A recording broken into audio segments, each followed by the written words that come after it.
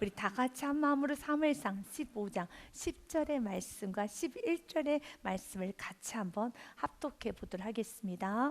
여호와의 말씀이 사무엘에게 임하니라. 이르시되 내가 사울을 왕으로 세운 것을 후회하노니 그가 돌이켜서 나를 따르지 아니하며 내 명령을 행하지 아니하였음이니라 하신지라.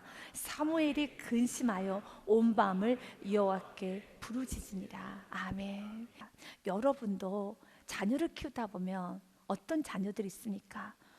여러분, 어떤 자녀에게는 마음껏 그 자녀에게 돈도 주고 싶고 축복도 해주고 싶고, 여러분이 가지고 있는 모든 마스터카드라고 하죠, 신용카드를 건네줘도 참 좋은 자녀들이 있어요. 그리고 또한 그 자녀가 엄마 오늘 좀 늦게 올 것 같아. 그래, 조심히 와라. 그리고 조심히 와라 라고 이 정도로 말하는 자녀가 있어요. 그리고 또한 자녀가 엄마 나에게 돈이 좀 필요해. 그래, 얼마 필요한데? 그래, 알았어 라고 하면서 자녀에게 돈을 주는 것도, 신용카드를 건네주는 것도, 좀 귀가시 늦게 와도, 그리고 또 자녀가 잠을 자고 있을 때 와, 많이 피곤한가 보다 하면서 잠을 잘 잘 수 있도록 불을 딱 끄고 나오면서 이불을 덮어주기도 하고요. 또한 자녀가 이렇게 합니다. 이렇게 소파에 좀 누워서 지근하게 누워서 있다가 TV를 보고 있습니다. 그 모습도 보면서 흐뭇해하면서 편하게 좀 쉴 때는 쉬어야지, 놀 때는 좀 놀아야지 라고 하는 그런 자녀들도 있습니다. 그런데 동일한 자녀 중에서도 여러분, 카드를 달라면 뭐에다가 쓰려고, 돈을 달라고 하면 도대체 또 왜 달라고 하는 거야 라고 하고, 엄마 나 늦을 것 같아. 어디야? 지금 어디야? 라고 하고요. 또 이렇게 잠을 자고 있으면 넌 또 자니? 그리고 TV를 보면서 이렇게 이리 굴렁 저리 굴렁 있으면은요, 너는 왜 그렇게 게으르니? 똑바로 정신을 못 차려? 지금 공부할 때 아닌가? 라고 말을 하죠. 굉장히 온도 차이가 다르죠. 마찬가지입니다. 그렇다 해서 그 부모가 엄마는 왜 나만 미워해? 왜 우리 형아는, 왜 우리 누나는, 동생은 자고 있으면 불도 꺼주고 그리고 이불도 덮어주는데 엄마는 왜 나한테만 잠 못 자게 하는 거야? 왜 돈을 달라고 하면은 우리 형아는 누나에게 돈을 달라고 하면 형아 누나는 돈도 잘 주던데 왜 나한테는 묻는 거야? 엄마는 나만 사랑하지 않나 봐 라고 말을 하면 그 부모는 뭐라고 대답을 하나요? 내가 널 왜 사랑하지 않니? 그러나 너의 지금 행동을 봐봐. 지금 너의 모습을 봐봐. 내가 어떻게 너에게 신용카드를 건네줄 수 있겠고, 어떻게 너에게 잠을 잔다고 해서 너에게 좋은 소리를 할 수 있겠니? 하루 종일 잠만 자는데, 하루 종일 놀기만 하는데, 무분별하게 생활하는데, 그리고 자꾸 거짓말이 많은데, 자꾸 부모를 속이는데, 이렇게 흐트러진 삶을 살고 있는데 어떻게 내가 너에게 좋은 말을 나갈 수 있겠니? 라고 하죠. 부모가 자녀에 대해서 훈육의 온도 차이가 나는 건 그 자녀가 미워서도 아니고 그 자녀를 덜 사랑해서는 아니죠. 동일하게 마찬가지입니다. 하나님께서는 모두 다 하나님의 자녀로서 모두 다 축복해 주시길 원합니다. 그런데 어떤 성도에게는 그 축복을 주시는데 축복을 주시지 못하는 성도가 있어요. 기도만 하면 하나님께서 책망하시는 성도도 있고요, 예배 시간마다 책망하는 성도가 있습니다. 어떤 성도는요, 예배 시간 나오자마자부터 하나님께서 위로해 주시면서 때로는 예배 시간에 저라도 아이고 내 자녀가 오늘 많이 피곤한가 보다, 아이고 어떻게 이렇게 또 새벽 기도까지 나왔나, 어떻게 또 이렇게까지 하나 라고 오히려 하나님이 감동하시는 자녀들도 있어요. 그러나 또 어떤 자녀에게는 예배도 나오고 또한 이것저것 해도 하나님께서 지금 여러분 긴장하면서 사울왕처럼 여러분 긴장의 끈을 놓지 않고 계속적으로 채권하는 성도도 있습니다. 지금 여러분은 어떤 성도입니까? 말씀을 통해서 여러분에게 계속 책망의 말씀이 떨어집니까? 아니면 그 말씀을 통해 다시 한번 위로를 받고 하나님의 그 따뜻한, 하나님이 정말 나를 알고 계시고 나의 모든 수고와 나의 모든 헌신과 그 좁은 길 가고 있는 그 삶을 하나님도 아시기 때문에 나와 함께 가자, 걱정하지 마, 나와 함께 가자 라고 하면 하나님의 위로가 있습니까? 아니면 지금 하나님께서는 나만 보면 마치 화가 나 있으신 하나님, 분노하고 계신 하나님처럼 매일매일 하나님은 나에게 말씀으로 지금 책망하시고 있으십니까? 이건 여러분들이 아는 겁니다. 여러분들이 아는 겁니다. 그런데 사울왕에게 하나님은 지금 책망하십니다. 그리고 그 하나님 말씀을 전해야 되는 사무엘 선지자는 오늘 본문의 말씀 11절 말씀에 보니 사무엘이 근심하여 온 밤을 여호와께 부르짖으니라. 맞습니다. 여러분도 자녀를 키우다 보면 밤새 축복하면서 기분 좋게 기도해 주는 자녀도 있지만 밤새 통곡하며 가슴을 치면서 부르짖으며 여러분 기도해야 되는 자녀가 있지 않습니까? 마찬가지입니다. 목회자도 마찬가지예요. 어떤 성도님과 가정을 놓고 기도를 할 때는 그냥 여러분 감사와 함께 마구 축복이 나오는 가정이 있어요. 축복이 나오는 성도들이 있습니다. 그러나 어떤 성도와 어떤 가정을 놓고 기도를 할 때 축복보다는 그러나 저주를 한다는 의미는 아니죠. 축복이 아니라 근심하면서 하나님 긍휼을 베풀어 주옵소서. 하나님 도와주세요. 하나님이 만져주셔야 되겠습니다. 하나님께서 역사해 주셔야 되겠습니다. 여러분도 여러분의 자녀를 놓고 기도할 때 어떻게 할 줄은 몰라서 하나님이 좀 만져주세요.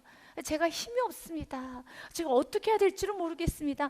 라고 하는 자녀가 있지 않습니까? 또한 여러분이 성도님들을 섬길 때도 목원들을 섬길 때도 그렇지 않습니까? 어떤 목원들에게는 축복기도 하나님 사업 잘 되게 해주세요. 하나님 또한 이렇게 지금 시간이 많이 없는데 시간을 오병이어 주시고요. 하나님 저 지혜를 주세요 라고 기도가 술술술술 축복기도가 나오는 성도가 있는가 하면 그런 목원 식구들이 있는가 하면 어떤 목원을 놓고 기도하면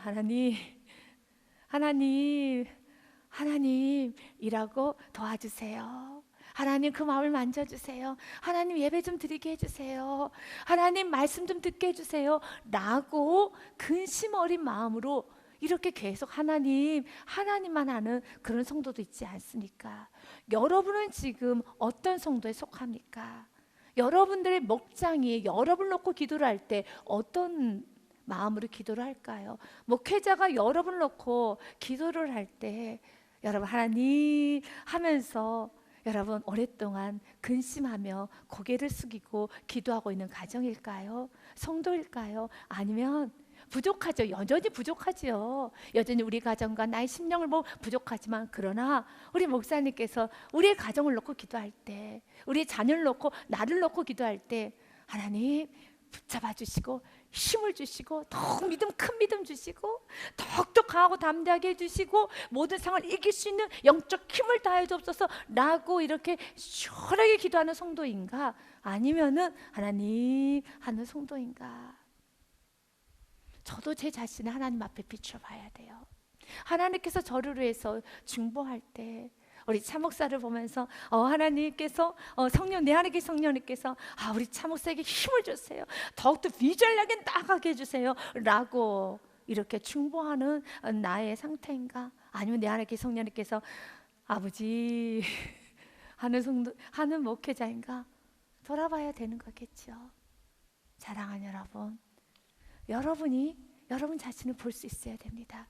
사울의 문제는 무엇인지 아십니까? 사울은 자기 자신을 보지 못합니다. 굉장히 뻔뻔하다는 것입니다. 그 뻔뻔함이 없어져야 됩니다. 왜냐하면 이렇게 사무엘은 굉장히 근심을 하면서 밤새 부르짖고 사울왕을 찾아갑니다. 그런데 사울왕이 사무엘을 보자마자 한 행동이 있습니다. 13절 말씀에 보면 사울이 사무엘을 보자마자 첫 번째 이런 말을 합니다. 사무엘이 사울에게 이른즉 이제 사무엘과 사울이 만났습니다. 그때 사울이 그에게 이르되 원하건대 당신은 여호와께 복을 받으소서 라고 첫째 말을 건넵니다. 그리고 두 번째 내가 여호와의 명령을 행하였나이다 하니 그러나 그걸 행하지 않았습니다. 왜 그렇습니까? 11절 말씀에 보니 왜 하나님께서는 사울왕을 버렸는가? 하나님께서 왜 후회하시는가? 불순종 때문에 후회하시는가 합니다. 하나님 말씀을 듣지 않습니다. 그에게선 더 이상 하나님 말씀에 순종하려고 하는 의지가 없어요. 이게 순종을 안 하는 것이죠. 그러나 그는 말합니다. 나는 순종을 했다라고 하는 것입니다. 그래서 자꾸 하나님과 변론이 시작됩니다. 하나님과 대치한다는 겁니다. 여러분 인생에 하나님과 대치하면 안 되는 겁니다. 하나님과 대치하는 것이 아니라 하나님 앞에 엎드려야 되는 것이죠. 왜 하나님께서 사울왕을 버리셨고 사울왕 세운 것을 후회하였다고 하였습니까? 그 이유는 내가 사울을 왕으로 세운 것을 후회한다. 그 이유는 그가 돌이켜서 나를 따르지 아니하면, 아멘, 하나님께서 어떤 인생을 향해 참 후회스럽다, 참 한탄스럽다 라고 말하는가? 하나님을 따르지 아니하는 성도, 아니하는 인생은 하나님께 근심이 되는 인생이라는 겁니다. 하나님을 따라가셔야 되는 겁니다. 하나님 나를 따라오세요가 아니라 내가 하나님을 팔로우해야 되는 거죠. 내가 하나님을 리드하려고 하는 것이 아니라 내가 하나님을 팔로우해야 되는 겁니다. 따라가야 되는 겁니다. 그러나 그는 따르지 아니하며 내 명령을 행하지 아니하였음이니라 라고 합니다. 이유는 왜 하나님께서 그를 버리셨습니까? 하나님 말씀을 도무지 듣지를 않습니다. 도무지 듣지를 않습니다. 그는 하나님 말씀에 따르려고 하지 않습니다.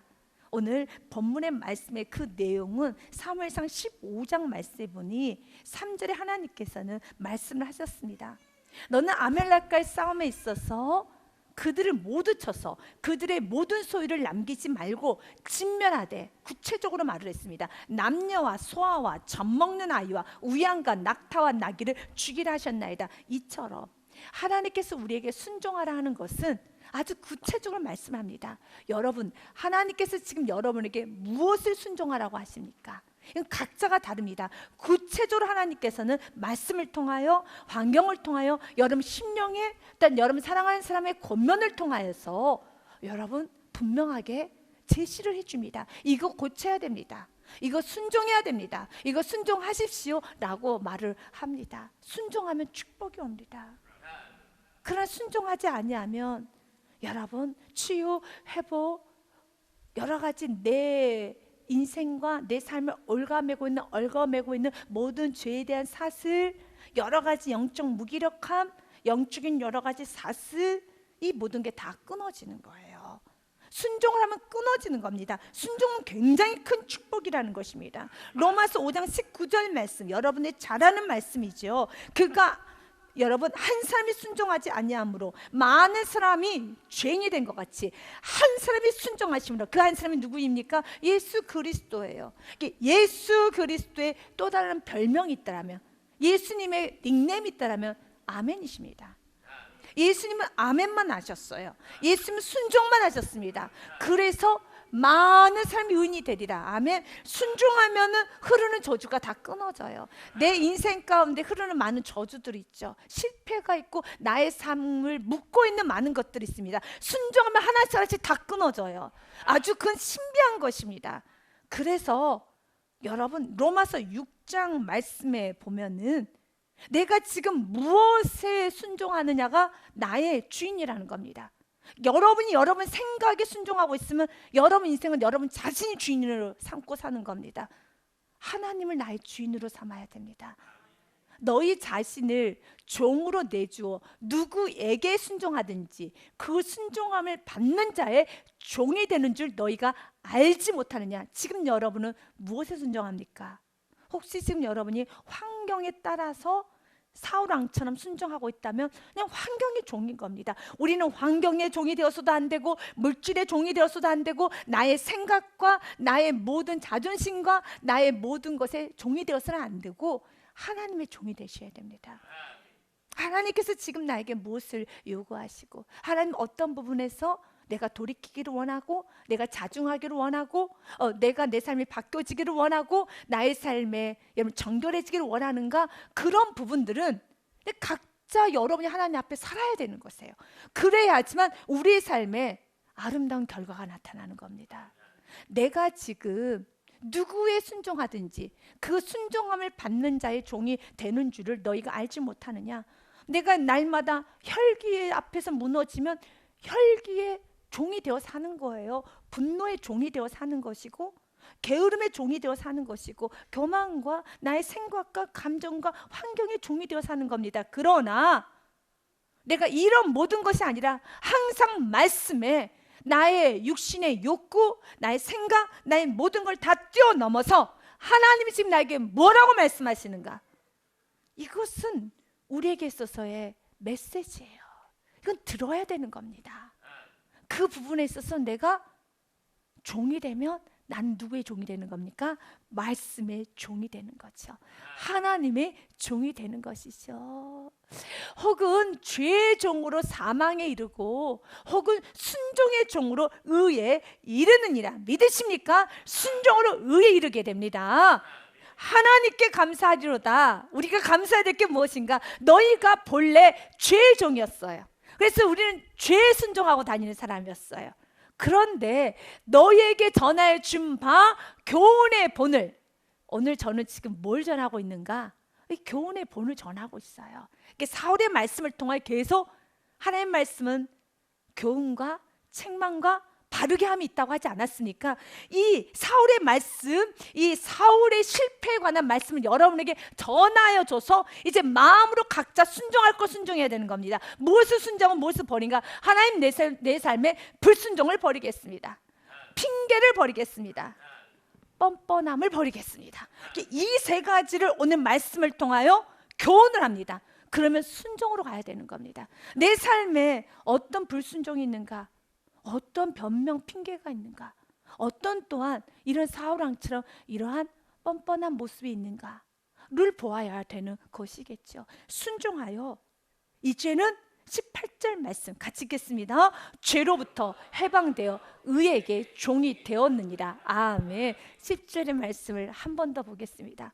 우리가 하나님께 참 감사해야 되는 이유는 바로 우리는 본래 죄의 종이 되어서 불순종하며 살 수밖에 없는 나의 인생인데, 날마다 너희에게 전하여 준 바 교훈, 이 말씀을 마음으로 순종할 수 있는 이 은혜를 받은 거예요. 그래서 말씀을 통해서 여러분이 삶에 순종을 할 수 있다면 하나님께 감사하십시오. 이건 놀라운 축복입니다. 말씀을 듣고 그 말씀으로 나의 삶을, 생각을, 나의 행동과 결정과 모든 것을 다 바꿀 수 있다라면 너무 큰 복이죠. 너무 큰 복이죠. 여러분, 오늘 사울은 사무엘을 만나자마자 이렇게 말을 합니다. 분명하게 하나님께서는 모든 아말렉 족속을 다 진멸하라 라고 말씀을 하셨어요. 그러나 3절, 3회상 15장 3절 말씀처럼 아멜렉에는 모든 소유를, 그들의 모든 소유를 남기지 말고 다 진멸하라고 했습니다. 구체적으로까지 말을 했습니다. 그러나 결과는 8절과 9절 말씀에 보니 아멜렉 사람 왕 아각을 사로잡고 칼날로 그의 모든 백성을 진멸하였으되 사울과 백성이 아각과 그의 양과 소에 가장 좋은 것과 또는 기름진 것, 어린 양과 모든 좋은 것을 남기고 진멸하기를 즐겨하지 아니하고 가치 없고 하찮은 것은 진멸하니라. 불순종하였습니다. 그런데 그는 뭐라고 말을 합니까? 그리고 하나님께서는 사무엘에게 말을 했습니다. 11절 말씀처럼 이는 나를 따르지 아니하였고 내 명령을 행하지 아니하였음이니라 라고 하나님은 지금 사울의 삶을 다 보고 계셨어요. 사울이 지금은 얼마만큼 불순종하고 있는지, 어떤 영역에서 어느 부분에서 불순종하고 있는지 하나님은 다 보고 계셨어요. 그런데 13절 말씀에 사무엘이 사울에게 이를 때 사울이 사무엘에게 그에게 이르되 첫 번째 원하건대 당신은 여호와께 복을 받으소서라고 인사치레를 합니다. 그리고 내가 여호와의 명령을 행하였나이다 하니 이것이 바로 무엇이라고 말할 수 있을까요? 뻔뻔함이라는 거예요. 사랑하는 여러분, 하나님 앞에 이렇게 말하면 안 되는 거예요. 불순종을 했으면 하나님께 주님 불순종을 했습니다. 하나님 내가 이렇게 했습니다 라고 나가야 되는 것입니다. 이스라엘 백성들, 바로 저와 여러분들 안에 이 뻔뻔함이 제거돼야 되는 겁니다. 에스겔서 2장 말씀에 보면 하나님께서는 이 자손을 향해서 얼굴이 뻔뻔하다라고 말을 합니다. 그렇게 무례하게 거칠게 불순종하고 하나님 앞에 여러분 교만하게 거칠게 죄를 지었음에도 불구하고 그들은 이 자손은 얼굴이 뻔뻔하고 마음이 굳은 자니라. 내가 너를 그들에게 보내노니 너는 그들에게 이르기를 주 여호와의 말씀이 이러하시다 하라라고 하면서 오늘 에스겔 선지자에게 이들의 얼굴은 많이 뻔뻔할 것이다. 이들의 마음은 굳어 있을 것이다. 이러한 백성들에게 말씀을 전한다는 것은 매우 어려워요. 매우 어렵습니다. 그러나 5절이에요. 이것이 바로 우리는 두 가지로 봐야 됩니다. 내 안에 이러한 굳은 마음과 하나님 보시기에 뻔뻔한 얼굴을 가지고 있지는 않은가. 죄를 그렇게 많이 지었어도 여전히 얼굴을 뻔뻔하게 하면 안 되는 모습을 봐야 되는 것이고, 두 번째는 그런 상황에서 여러분 나는 어떻게 해야 되는 것인가. 내가 그런 사람이라면 엎드려야 되는 것이고, 그러나 그런 사람들 앞에서도 하나님 뭐라고 말합니까? 하나님 말씀을 선포하라는 거예요. 이게 우리가 사명이라는 겁니다. 그들은 패역한 족속이라 그들이 듣든지 아니 듣든지 그들 가운데 선지자가 있음을 알지니라. 주님은 우리에게 핏값을 묻습니다. 그들 듣든지 아니 듣든지 그거는 하나님의 소관이에요. 그러나 주는 우리가 전하기 원합니다.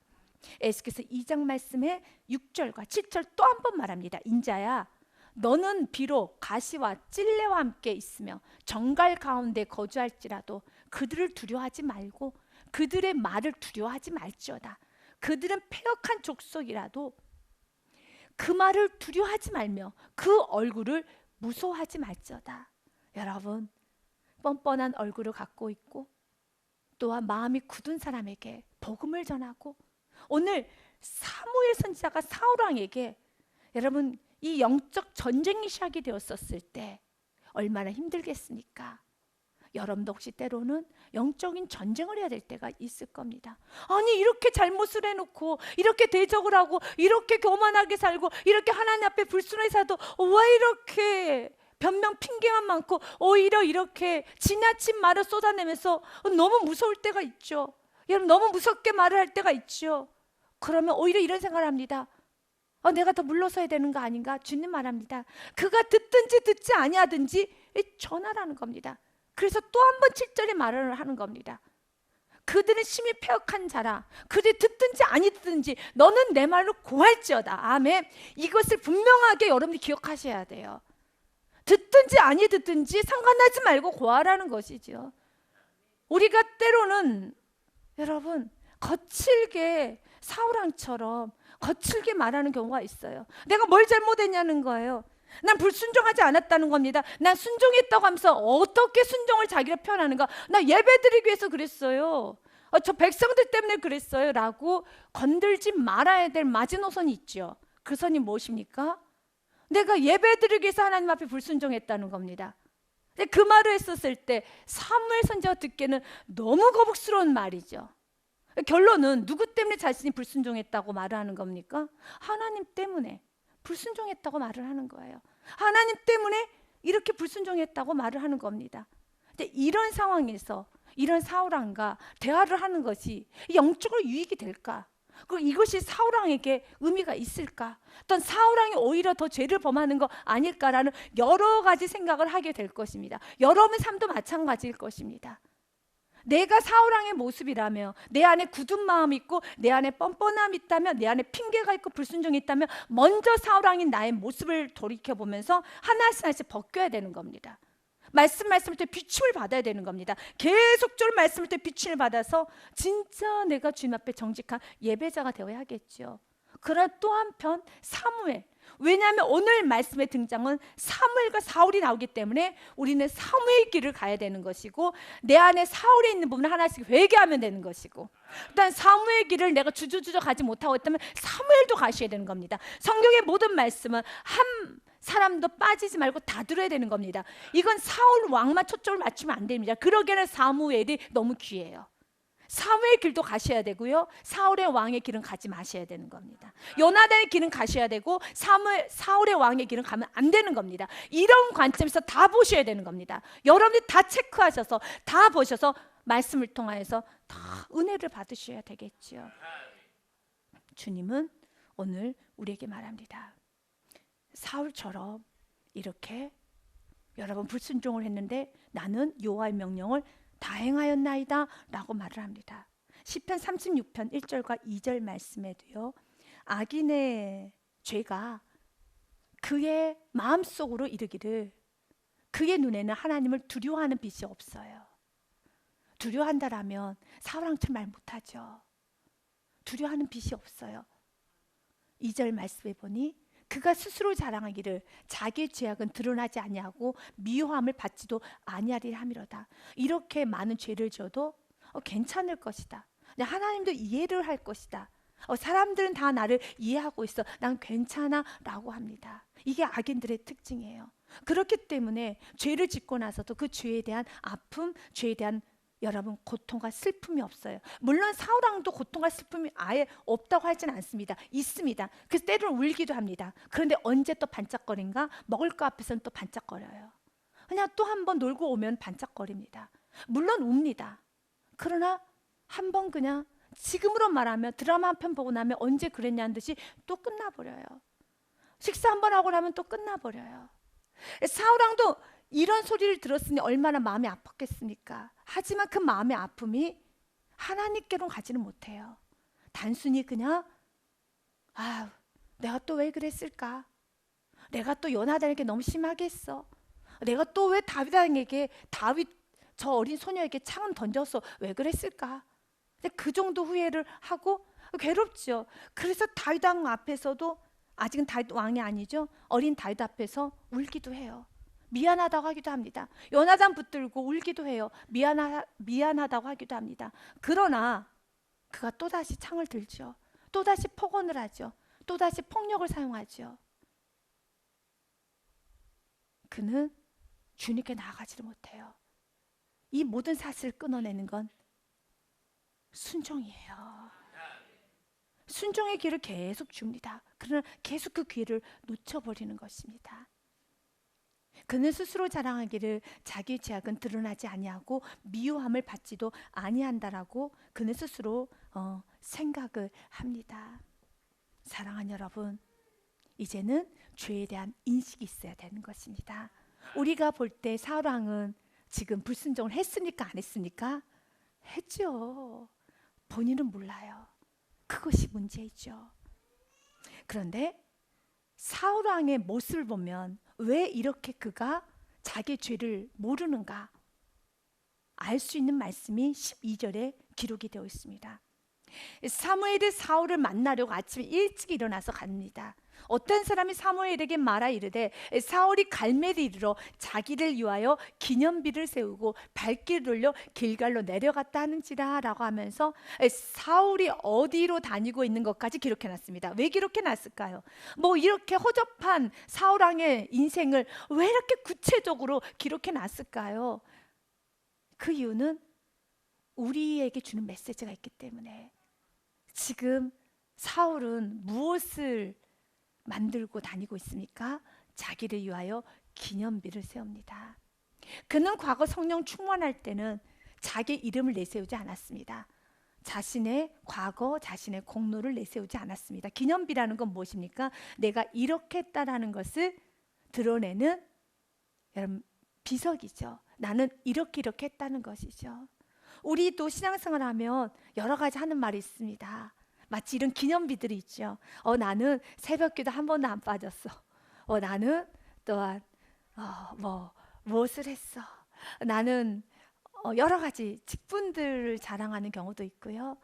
또한 나는 역대 회장을 몇 번을 했어.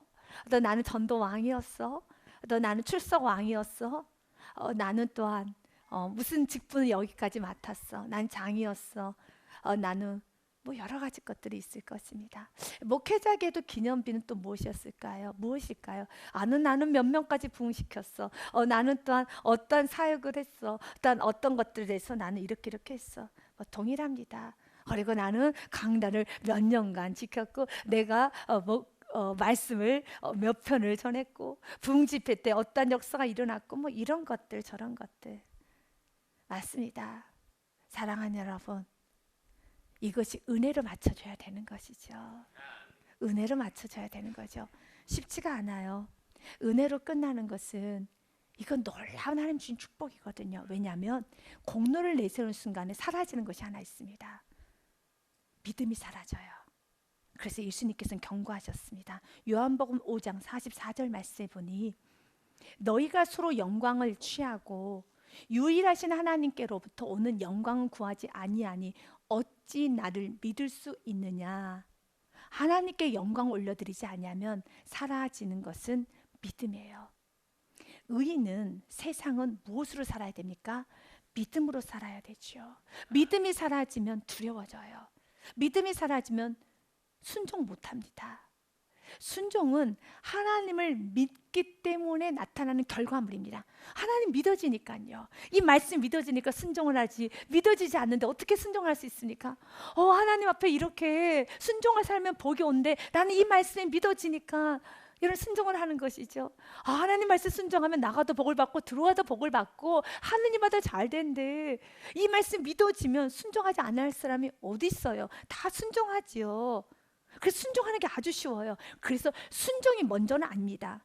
의인은 믿음으로 사는 겁니다. 믿음의 결과물이 순종이에요. 이 모든 말씀이 믿어지니 순종을 하는 것이고, 여기에 있는 불순종의 말씀이 다 믿어지니까 에이, 불순종은 안 할 거야. 난 그렇게 교만하게는 안 살 거야. 공로 안 내세울 거야. 영광 내가 취하지 않을 거야. 왜냐하면 영광을 취하면 믿음이 사라진다는 이 말씀이 내가 믿어지니까, 혹시라도 누가 나를 높이면 왜 그래? 왜 그래? 그러지 마. 내 인생 망칠 일이 있나? 왜 그래요? 그러지 마세요.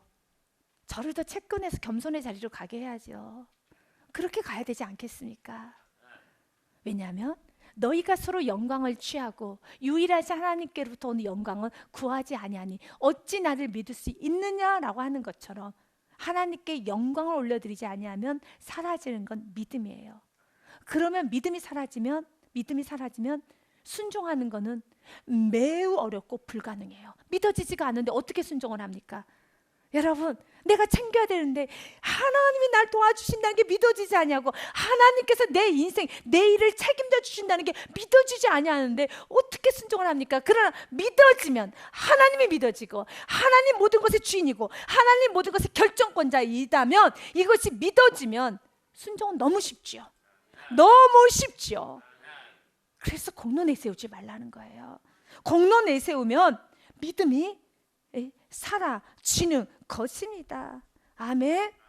창세기 11장은 바벨탑 사건입니다.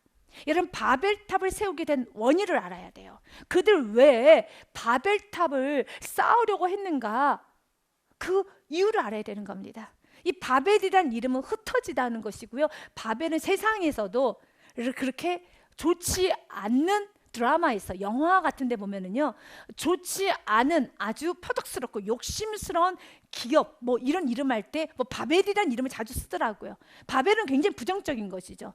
인간이 세우는 욕심의 덩어리, 정욕의 덩어리, 또한 여러분 모든 교만의 덩어리가 바벨 아닙니까? 그래서 하나님께 친히 흩어버리시지 않습니까? 아멘.